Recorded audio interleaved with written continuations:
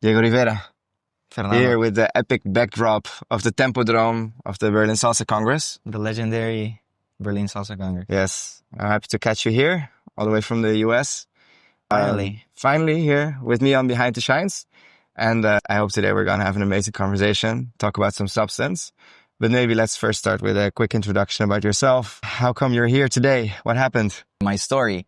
One day, very quickly, one day I was in a food court in a random mall. I used to play basketball back in the day, but I was getting kind of tired of basketball and I was looking for something new to do. And eventually the person that became my first teacher, he just happened to come by, drop a flyer, and he's like, "Hey, do you want to learn how to dance salsa?" Salsa sounds pretty cool. Like in Latin America, most people grow up listening to salsa from a very young age because in the house parties it's just very common. I really like the music a lot and I decided to give it a shot.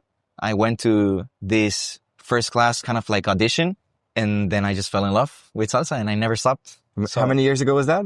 11 years ago.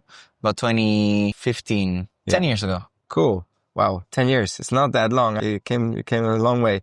You started in Costa Rica. Yes, I'm originally from Costa Rica. Danced there for 6 years.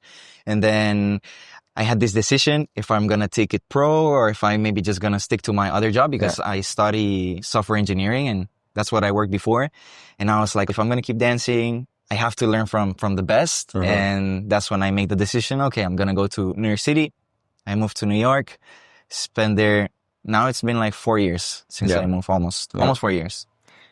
And so you were dancing with Latin soul dancers, with Adolfo. Yes. And I think like about a year or so ago, or already 2 years, you decided to go by yourself. And so I was with him for, I think 2.5 years. And then I decided to, well, it's not really like I decided because something really cool about Adolfo is that from day one, he always helped me with everything that I needed. He always told me like, I'm just a bridge helping you get to the other side as fast as possible. Cool. And as I started getting booked a little bit, you know, here and there, I was still part of the team. So he would always tell me, if you get a gig or something, go do your gig. Yeah. And if you have the weekend free, we can dance together. Cool.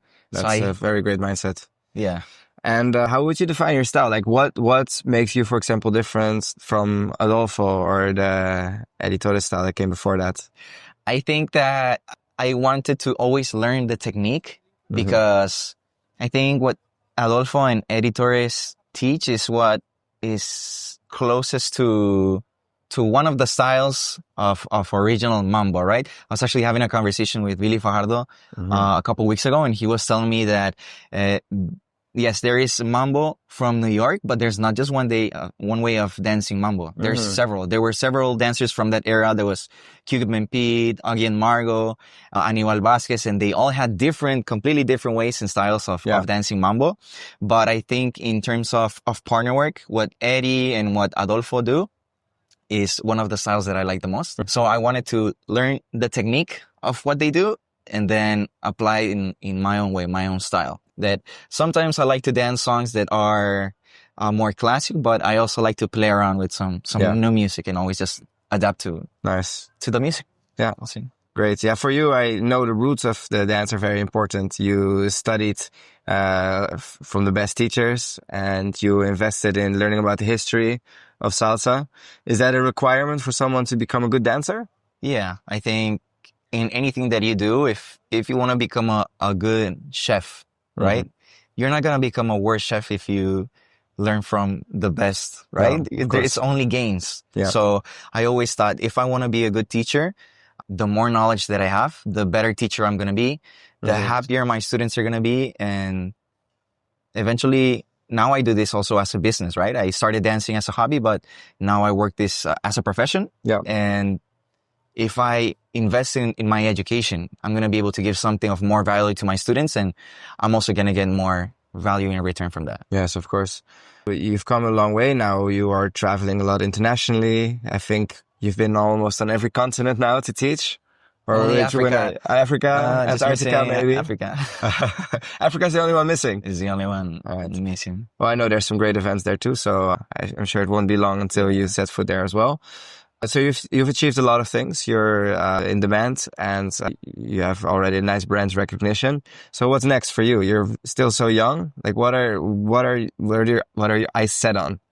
To be honest, I always prefer just to think on today. I don't know if I'm going to be here tomorrow. I just know where I'm today, and there's very limited things that I can do to improve, to get better. Yeah. But I always like to think of enjoying today. I think is the best way that I found to be happy and to be able to enjoy my life. Living in the present. Living in the Right? present. That's all we have. Yeah. Right. Nice. And so with all these travels you've been doing, one question I always like to ask is, how do you see the difference in the scenes across the globe? Do you see a clear difference between how the Latin scene is enjoyed in the US versus Europe versus perhaps Asia? Yeah, I think in Europe and Asia, usually, in average, most dancers take it more seriously. Like, I feel they invest more in average in their education. Even if they take it as a hobby, they want it to do it good. Whereas I think in the US, mostly it's seen like something that I do, for fun, and doesn't matter if I do it right or wrong. Like, yeah, I can learn, but usually you will notice in the classes, it's more that vibe of, yeah, that's cool, but maybe I'm not even going to use that. I'm not going to learn that. Like, why would I do that? Okay. It's more of a like chill vibe. Like, I don't need that. But I feel like in Europe, they take pride in the discipline that they have. Europe and Asia, really. Like Southeast Asia, I've been able to be in South Korea, in Taiwan, and it's like in Singapore.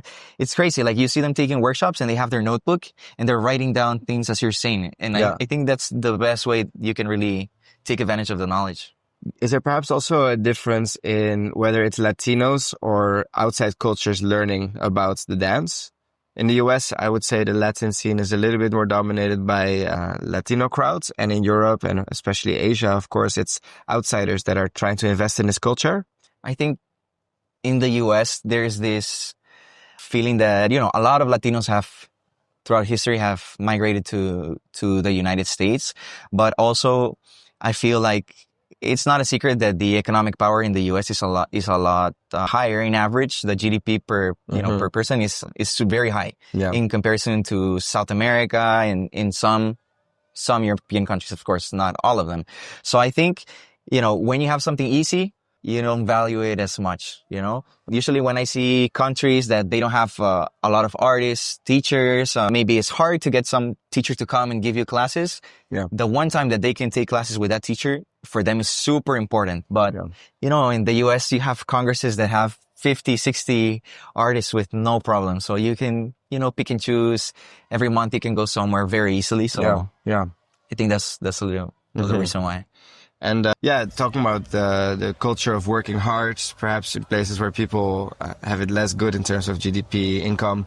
For example, if you look at now how the scene is developing in South America, you see the competition and the improv competitions coming up a lot in countries like Colombia, but also Peru and Costa Rica. They take this very serious. Yeah, I think the impact that Fernando Sosa made with the 1v1 in salsa is humongous. Like, it started mainly in Mexico, and now the Colombians, oh my God. I think I was in a congress in Medellin, and it's the first time that I saw them in person. I already see them online a lot, but in person, it's like they study the music so well. They study all the parts of salsa dancing, right? The mambo, rumba, afro. To be able to interpret every song, they really take this super seriously. It's so impressive. Do you also think it comes at a cost of just the social dancing? Of course, absolutely, because we have limited energy, right? So the more that people, focus on competing and doing shows, it's natural. It's just natural that they're going to spend less time social dancing. So it's very common in those Latin American countries that you are now seeing a big decrease in the salsa socials. And it is kind of sad because usually when they do a 1v1 or they do a competition, the people that used to go to watch the competitions were, the social dances because it was a quick competition. Yeah. But because they focus so much on competition and 1v1, the social starts to die out and then there's nobody to watch. So there's no scene. So you got to be careful to balance it out. I mean, battles is something that is quite common in other dance scenes, like especially hip hop would come to mind, where I know hip hop competitions, they draw big audiences. It's more mainstream, right? Mhm. Is there something we can learn from that in salsa? That's a hard question. It's a hard one, yeah. That's a I hard also one. don't know if you're any familiar with that scene. Yeah, For I've me seen a personally, little bit because battles for me is something quite new. I've never been in any of those scenes. I just wonder about the overall impact. Like, is this, are we going to see more of a separation between people that take it as something to compete in and other people that just want to enjoy it as a social? Because, for example, in Europe, we have a very strong social dance culture. It's very the essence. Like, you see the best, most visited congresses. People dance the daytime socials, the evening socials, and it's all about this connection between the people. If you go more to maybe the south of Europe, like Italy, or if you go to the US, like Colombia, it's more show-based, more improv. It would be unfortunate if it means that people forget to connect with each other as well. Yeah, that we kind of have to look at it from the viewpoint of maybe like a funnel. Would be a nice way to look at it. If you have a big social dance scene, right, it comes from the schools, right? If you have salsa schools, you have nice socials, the salsa schools are going to do good because the students can put to use what they learn in class. You know, if you don't have good socials, the students might learn, but because they don't get to apply it anywhere, they get bored. Yeah. So if you have strong socials, the schools will do better. And if those two things work out, then you can have, competitions, so 1 versus 1 and shows. But if you focus too much on the last part of the funnel, you have no new people coming in. And especially after COVID, it's not a secret. A lot of the community suffered from a loss of many dancers. And because now also I open my online business, and sometimes I organize events. Sometimes I work with salsa schools, and I always see that the communities that do better are the ones that focus on bringing new people, focus on treating the beginners with respect, teaching good fundamentals so they can learn properly. Those are the strongest communities that have a good economy around the rest of shows, competition, 1 versus 1. Yeah.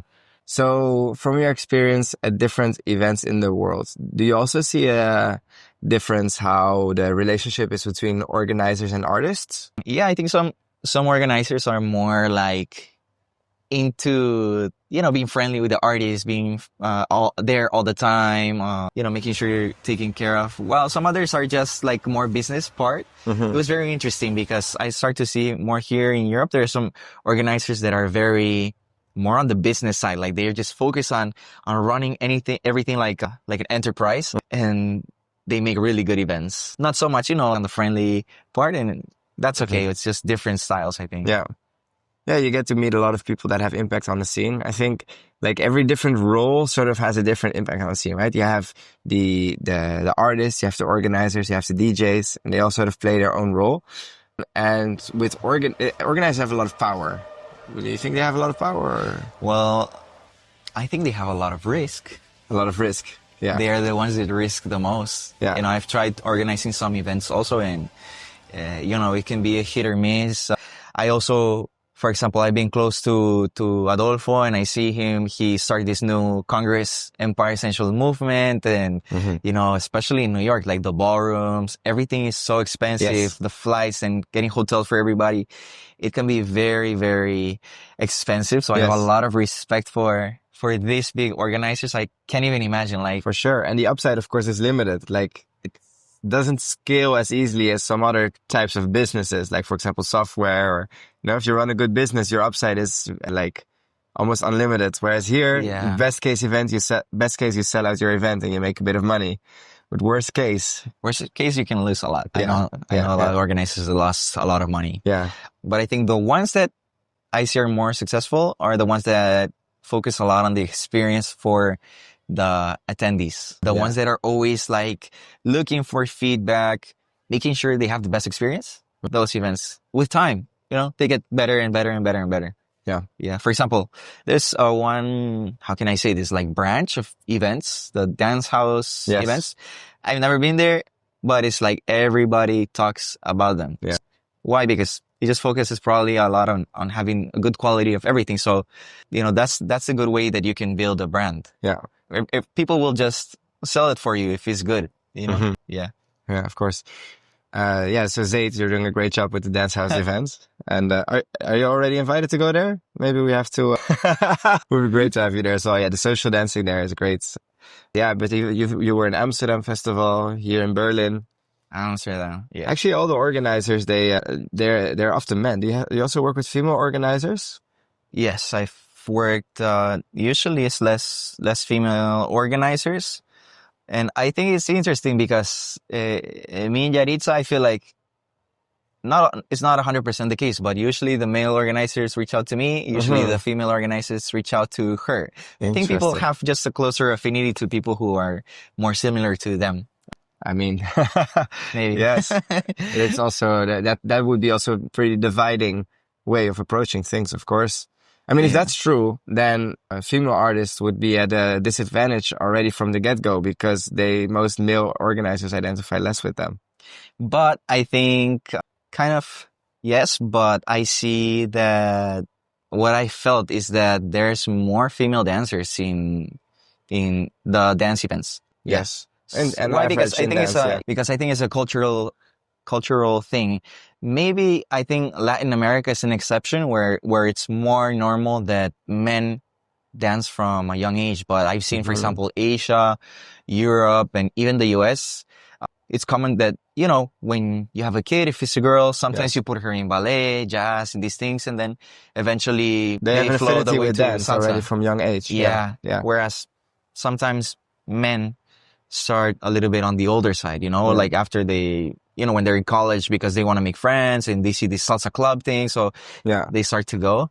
Of course, it's not always the case, right? There's always exceptions, but do you think men are just naturally from their nature less inclined to dance, or is it just a cultural thing where there's still stigmas around dance that when men dance it's awkward or at worst even called maybe a gay or something across those lines? You know, I think it's a cultural thing because it's very common in where I'm from, Latin America, that if you have a boy, you know, you put him in soccer, you put him in basketball, you put him in sports, karate, you know, all these things. Now with tech, there's a lot of, you know, you can be in tech clubs since you're robotics, since you're very young. Yeah. Dance is not that common for men. Yeah. Yeah. But fuck, what was your question? No, more in general, if women are at a disadvantage because most organizers are men. I don't think I have enough information to like give an educated opinion about that statement that you just made. But what I can tell is that I feel there are more female customers than there are men customers. Yeah. And for example, me with Yaritza, that I travel with her, sometimes we go to an event and they ask for, let's say, one Shines workshop, one partner work, and one lady styling. Yeah. So then after the weekend, she made more money than me. Yeah. And I see that with other female dancers, right? Yeah. Usually it's tricky for a man to be able to, I think it's harder for a guy to be able to connect as a solo dancer and be able to attract both genders to a class by yourself. Of course, we see way more lady styling or lady teams than men teams. Yeah, there's a big difference there. So there's definitely more opportunity there for... You don't see that often, men leading lady teams. I mean, I think it does happen. It does happen. Yeah. I've done some choreos for ladies and okay. When are you starting the Diego ladies team? No, I have a lot of things that I'm doing doing right things now. In your mind. Yes, you can't do everything. No, that's true. For example, you see a lot of very powerful women in the dancing, you know, like Denise, Tanya, Delia, Bercy, Carol. Like there's so many very good solo dancers there that are female. You know? Of course. So there's always some aspects to it. Like maybe the male organizers, they connect more easily with male artists. At the same time, there's more opportunities for female artists to connect with most of the female audience. Do you see, like, in general, a difference in how you experience your line of work if you compare to Yaritza? Like, you talk with her about these kind of things? No, I think we're always just trying to work in benefit of the couple, right? So if an organizer reaches out to me, it doesn't matter. It doesn't matter because always we're going to be looking for what's best for both of us. And the same with her. You know, sometimes they reach out to her And it goes both ways. She will always try to get my back the way that I will try to cover for her. Yeah. So, All right. yeah, I think it's very important to have a good partner. That having a partnership is not just about the dancing part. You can have an amazing dance partner and then everything else go wrong and really mess up your career, your time, not have a good time. But having a dance partner is also like a business, having a business partner, right? Yeah. You have to be able to communicate, trust each other, and make sure that you don't stab the other in the back. So you have to have a lot of trust in this person. So it's almost like a marriage. Even more sometimes. Even more, right? Yeah, because you work together. If you travel together, you spend more time with this person than anybody in your life. Yeah, yeah. And there's some artists that also have romantic relationships with their partners, and others that keep it strictly separate. Do you have any opinions on what the best way is to go? I think it's just natural. Like there's no right or wrong for me. Yeah. Like I've even seen artists criticize other artists that have their student is their partner or romantic partner, and their romantic partner was their student at some point. So it's kind of hypocritical. Yeah. I think there's nothing wrong. Of course, if you see a pattern where like, okay, a teacher is specifically targeting his students all the time to be able to sleep with them, and that's just, it can also mess up his business in a long way. It's not a good thing at all. But you think also it's morally wrong in a certain sense? Not really. Sometimes I think that we think of like a dance teacher like as a superpower, like a superhuman. Yeah. For example, I would understand because we think of it like as the word teacher. Yeah. Maybe, of course, you think of let's say high school, like a teacher and a student, that would be completely wrong. But for example, the same way I meet somebody, let's say, I'm a dance teacher. Maybe in my field, I can be respected and I can be, let's say, looked up to. Yeah. But she's maybe a doctor. And in her field, she's also super respected and super admired. Yeah. So then is it abuse of power because she has more status than me? Yeah. Exactly. I mean, the word power is, of course, important because even though some people might see something like dance classes as something trivial or something like just a hobby that people do, you are finding yourself in a setting where one person commands like the respect of others and has a form of power over them, right? Like as an artist, even though you're just teaching people how to dance, people look up to you, and that gives power. Yeah, but also to, let's say, the other person. Maybe not in dance, but in their own field. Maybe they're a very well-respected lawyer. They have a lot of people that in their industry admire this person. Yeah. For example, us, like salsa dancers, we go take the bus, the train, nobody knows who you are. Yeah. The normal person. Yeah. Nobody, it's funny when I see like these famous dancers, they, walk, they cure cancer. No, come on. Like, I just was having this conversation yesterday also. Yeah, we dance to make people enjoy their life, have fun. Yeah. But there's no reason for, like, even the top dancers that I know, they're not like this. So if the best in the industry are not all cocky and, they don't feel like they're worth more than other human beings, why would some random instructor that dance is good, why would he feel or treat other people like they're less than him? I think that's not right. Yeah, on this topic, I also always think that people that do that, they have a need to validate their identity, because in society, maybe there's people that think that being a dance teacher is not something as respectable as what might be more productive or whatever people might value in an economy or in other people, and then they feel the need to elevate their personality to be more than just a dance teacher. Yeah, you're right. I think usually these people, they try to do this to cover up some insecurity that they have. Yeah. So have you noticed yourself that as you become more well-known, more booked at events as a main artist, people look up more to you? Have you noticed that you gain a different type of power, or people look different at you, your conversations change? I mean, it does feel, like, to be honest, it does feel a lot different because it's been very recent. So I've been dancing for 10, 11 years, but I started doing it as a professional very recently, maybe 3 years ago. Yeah. And let's say working or being booked independently, maybe just a year and a half. So definitely, I feel the difference a lot in some people, the way they treat you. You know, even some people before, maybe they would, you know, dismiss me, even though they knew me, maybe they would dismiss me, not even say hello. Yeah. And now they're like super respectful and they're, you know, you're my best friend. And Yeah. you know, you can see those things and Yeah. it does feel different. Yeah. But is it like a nice feeling also? Is it also exhausting? it's, for me, it's indifferent because I always like to remember how the times that I've been next to Eddie Torres, the way that he makes me feel is like, you know, we are a family. Like I'm your friend. I'm a normal guy. I'm a normal person that we can talk together. We have a conversation.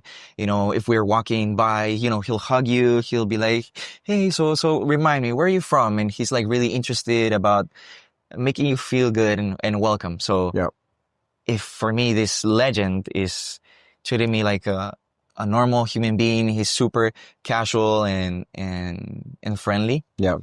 That's how I want to make people feel as well. So Yeah. I go to a social, I want to talk to people. For me, being especially here, like in this Congress, Berlin, it's like seeing family again. You know, all the DJs, the dancers, the friends that you make, it feels like seeing family again. Oh, that's great. I mean, if this is your work, right? Connecting with people that you appreciate and getting this love and feeling in the family, that means you're in a good place.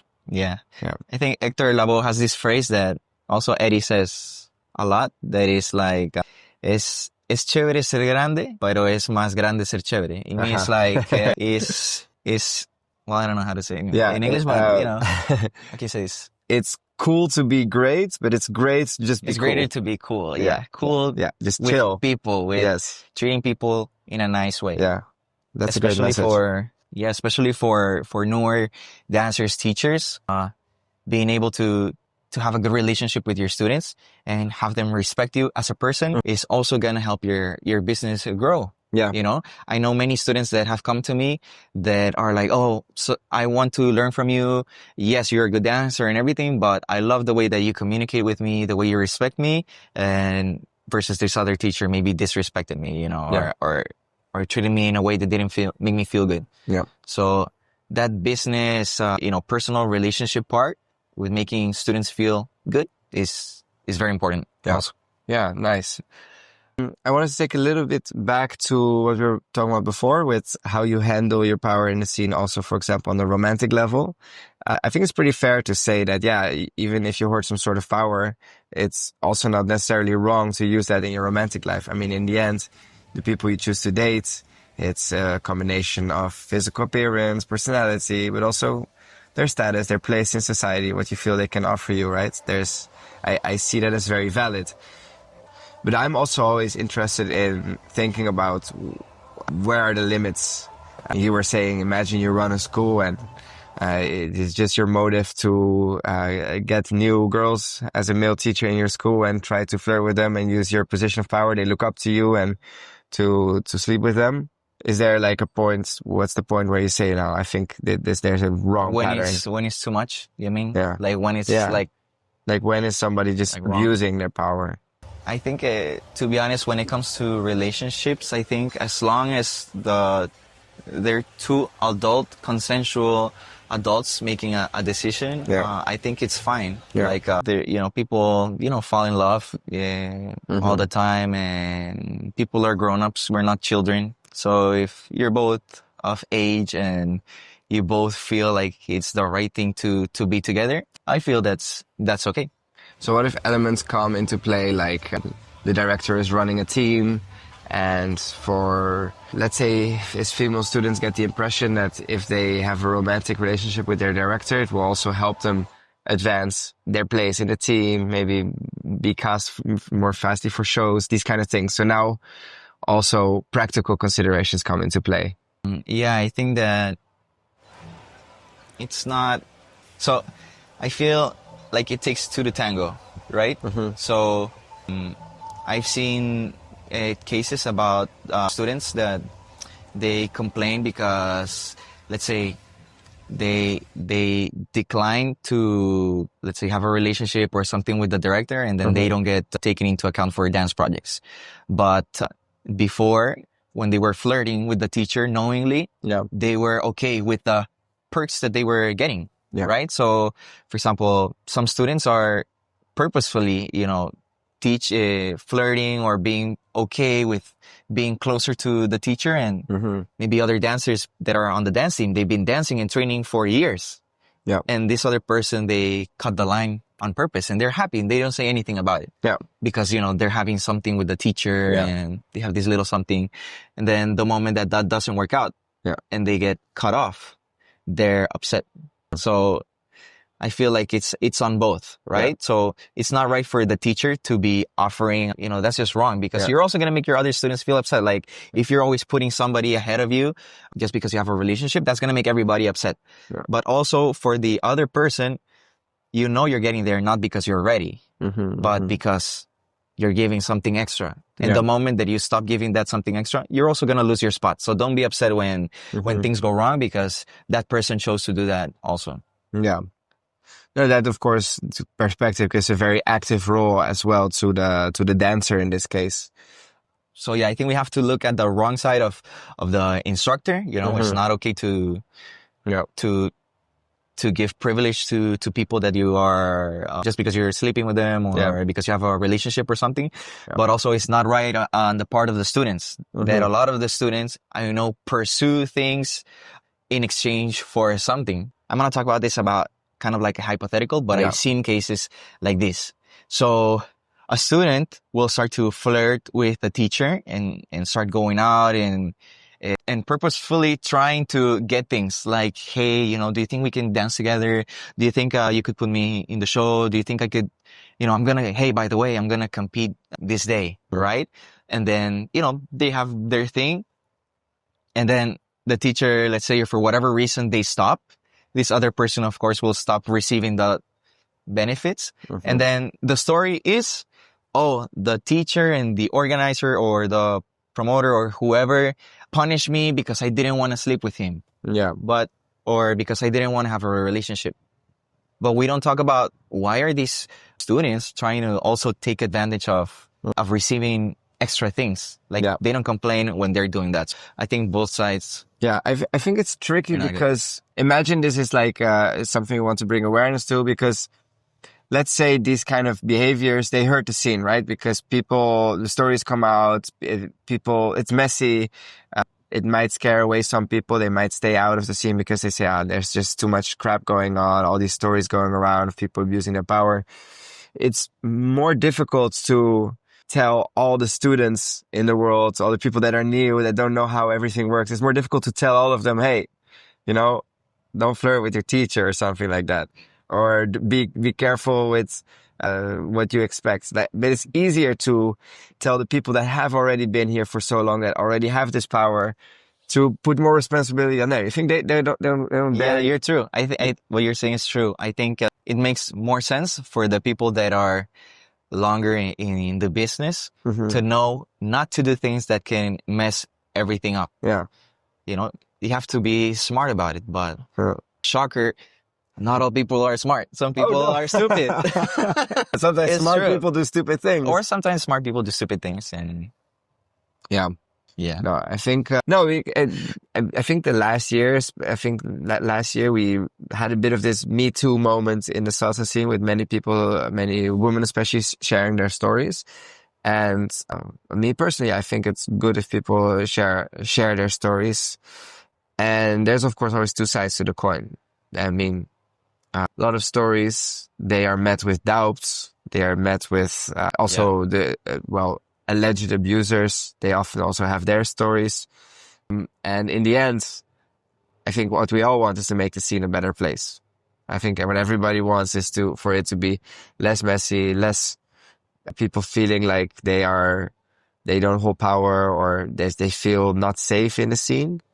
Yeah. I think the easiest way to solve this is just to put the responsibility on the teachers and the people who run these businesses to avoid, doing these things that can mess up people, that can mess up the scene, that can mess up the whole community. I've seen a lot of dancers that they quit dancing because, certain schools, they didn't have a good experience and they just associate all this negativity with salsa and they just quit. So, but I think it's important to always, there's always two sides to a story.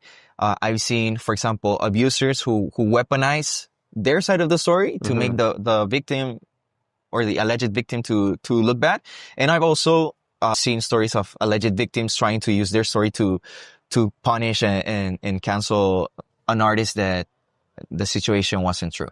Yeah. So, for example, like the Amber Heard case with Johnny Depp and everything at the beginning, it was this guy lost a lot of contracts and everything. And then after the trials and everything, it turns out that she was lying and that it was all fake. And so I think drastic claims require drastic evidence, and it's just how the law works, Do you think overall as a scene, we still have way to go to further empower women in their work, whether it is equal pay, whether it is our ability to make them feel safer at events, whether it's diversity in lineups? I think I'm in pro of just making sure that the best artists and the best dancers get not what they deserve, because truly, I think in life, it's just easier to assume that nobody deserves anything. Everything is earned. If there's a very good male or female teacher that they can provide a lot of value, there will be an organizer or they can even run, and they run their own events and they make a lot of money. Yeah. Also, like it's not the responsibility of anybody to give people something just because you're a woman. And I'm sure no woman wants to receive, let's say, more pay or things just because they're a woman. They want to get it because they deserve it. Yeah. And a lot of them, they earn it. Yeah. And they already do. For example, you were saying that Yaritza at events will sometimes go away with more money than you because she gets to do the lady styling. Yeah, even Tanya, even some dancers, like I see them, they have this ladies boot camp, lady styling, body movement, they do shines. Sometimes they teach partner work with a male teacher assistant. And I think because now, thanks to social media, I think everything has been like more equalized. And female instructors have found the power of, if I do good content, if I connect well with my students, I'm going to be able to have a good business, a good brand that is going to help them make a good income, right? But I don't think that we should start, let's say, putting people in lineups or putting teachers just because they are a certain gender or anything, or just to be diverse, I think doesn't make any sense. I think just to have the best people in the lineup. If they are all women, it's okay. If they're the best in the world, I'm sure there's, for example, this event in Mexico, just for you, it's a bomb. It has the best female dancers in the world, and they have a few, like 2 or 3 male instructors, and everybody goes to this event to learn from anybody, male or female students. Yeah, that's amazing. What do you think of, we're talking now about the top of the line, right? We're talking about all the top artists. Well, we do still see a lot, especially at the lower part of the pyramid, all the dance schools around Europe, the US. We often see female dancers at schools getting paid less than male dancers, especially in partner work classes, where the leader tends to be paid more than a woman. Is this something that you've experienced or heard stories of? Yeah, I think also I've heard a lot of students complain that they go to a partner work class, and then the females, they don't want to go to the partner work class because they feel like they're just being used. Yeah. Like a tool to be spun and to play with their arms, and they don't learn anything because the teacher is the male, and then the female is just an assistant that doesn't have experience. And I think we have to improve from the side of the schools and the businesses. If you have a good male instructor, invest in having a good female instructor, and you will have more business. You will have happier female students. The community will grow more. I think it's just a smart thing to do. It's just smart. Like, it should just be by itself if you run a business in the right way. If they want to if you want to be like, oh, I'm the male teacher, I want to teach everything, and then my assistant just shut up and don't say anything. Yeah. Sure, be like all macho and whatever, but it will hurt. It will hurt your business. So Yeah. I think that's kind of stupid. Yeah. So yeah, just be smart. Just make your students happy. Yeah. Right. Make your students happy. And for example, if this is the case, what I would advise is for a strong partnership to be made. For example, if there's a female that feels like she's not valued, she can partner up with somebody that does respect her and value her. Yeah. They will grow, have them train, grow together, and have their own students, build their own community. She'll be way better off than being under a more known male that doesn't value her. Yeah. All right, Diego, so it was great to get to know you a little bit better, to hear your opinions on a broad range of topics. And thank you so much for being with me here today. Again, here in Berlin at the Tempodrome. Berlin Salsa Congress. It is Saturday afternoon, so we still have some workshops, some daytime socials. What is We're it, going to have a 25? social tonight. 25-year anniversary? Today, this year is the 25th edition. That's pretty crazy. Yeah, 25 years. But how old are you again? Congratulations. I'm 26. You're 26? So I was Oh one. my God. How are you making me feel old? Thank you you were for 1 year old when they started. Yeah. Yeah. You were. You look younger than. No, I'm 30. I'm already. Okay. I was 5 already. Okay. Yeah. I will publish the whole podcast on Spotify, YouTube, and of course share some reels on Instagram to draw your attention. Yes. And if you have any other questions or things you would like to know about Diego, something's telling me that I'm going to meet this guy still a number of times in the future at other events. So yeah, let me know. And just make sure to follow Behind the Shines, because this project that Fernando is doing is amazing, to share the voice of many people in the community that we want to make this better. We want to make this a stronger, bigger community, make the students, the dancers, everybody happier. So support this project that is awesome. So nice. Thank you so much. Hey.